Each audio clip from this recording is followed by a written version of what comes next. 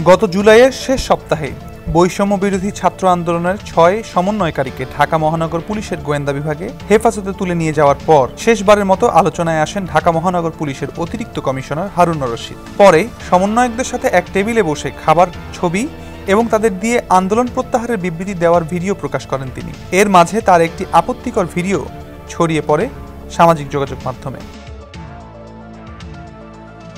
১ August তাকে গোয়েন্দা শাখার দায়িত্ব থেকে সরিয়ে ডিএমপির ক্রাইম অ্যান্ড অপারেশনস শাখায় পদায়ন করা হয়। নতুন অফিসে সবশেষ ২ আগস্ট দায়িত্ব পালন করেছিলেন হারুন। এরপর থেকেই তার খোঁজ পাওয়া যাচ্ছিল না। একটি সূত্র দাবি করছে, সমালোচিত এই পুলিশ কর্মকর্তা এখন রাজধানীর একটি বিশেষায়িত হাসপাতালে গুরুতর আহত হয়ে চিকিৎসাধীন অবস্থায় আছেন। তার পরিবারের সদস্য, পুলিশ সহকর্মী ও গোয়েন্দা সূত্রে জানা যাচ্ছে তিনি নিজের বাসায় এমনকি আত্মীয়-স্বজন কারো বাসাতেই থাকছেন না। গত ৫ আগস্ট শেখ হাসিনা সরকারের পতনের পর থেকে তিনি গা ঢাকা দিয়েছেন। তবে আরেকটি সূত্র নিশ্চিত জানায়, ডিবির এই কর্মকর্তা ৬ আগস্ট গণপিটুনির শিকার হয়ে রাজধানীর একটি বিশেষায়িত হাসপাতালে চিকিৎসাধীন। সাবেক প্রধানমন্ত্রী শেখ হাসিনার পদত্যাগ ও দেশত্যাগের খবর ছড়িয়ে পড়লে লাখো জনতা ৫ আগস্ট দুপুর থেকে নেমে আসে ঢাকার রাজপথে।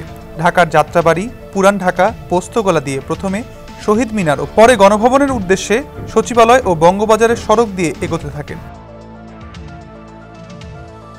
ডিএমপির সেন্ট্রাল কমান্ড ও কন্ট্রোল ইউনিট ভবনের সামনে থাকা বঙ্গবন্ধুর বিশাল ব্যানার টানানো দেখে উত্তেজিত জনতা ভবনটিকে উদ্দেশ্য করে ইট পাটকেল ছুঁড়তে থাকে। এর মধ্যেই পরিস্থিতি বেগতিক দেখে ব্যানারটি সরিয়ে ফেলা হয় ও সামনের মূল ফটক আটকে দেওয়া হয়। তবে জনতা ভবনটির প্রাঙ্গণে ঢুকতে না পারলেও বাইরে থেকে মুহুর্মুহ ইট মারতে থাকে। প্রাণ ভয়ে এর মধ্যে অনেক পুলিশ কর্মকর্তা তাদের ইউনিফর্ম খুলে ফেলেন। গেঞ্জি বা অন্য কোনো পোশাক পরে সেন্ট্রাল কমান্ড ও দেয়াল টপকে পুলিশ সদর দপ্তরের সামনে রাস্তায় পড়েন। ঠিক একই কায়দায় দেয়াল টপকাতে গিয়ে পায়ে ও শরীরের নিচের অংশে ব্যাপক আঘাত পান ডিআইজি হারুনুর রশিদ। পরে সেখান থেকে তিনি আইজিপির সাথে চলে যান পুলিশ সদর দপ্তরে।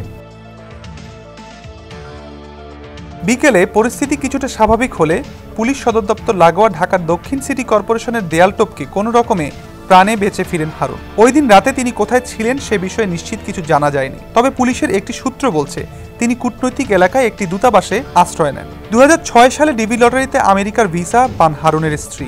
বৈধ ভিসা থাকায় সেই সূত্রে আমেরিকা পালানোর চেষ্টা করেন তিনি। যোগাযোগ করেন মার্কিন দূতাবাসেও, নিশ্চয়তা চান অক্ষত অবস্থায় বিমানবন্দরে বিমানে তুলে দিয়ে আসার। তবে কূটনৈতিক সূত্র জানায় তার প্রস্তাব নাকচ করে দেয় দূতাবাস। পরে তিনি সেখান থেকে ফিরে আসেন। এরপর বিকেলে কাউন্টার টেরোরিজম ইউনিটের একটি গাড়ি তাকে মিরপুরের দিকে একটি জায়গায় দিয়ে আসে। সেখানে কিছু ব্যক্তির সাথে আলাপ করে বিমানবন্দর দিয়ে পালানোর চেষ্টা করেন হারুন।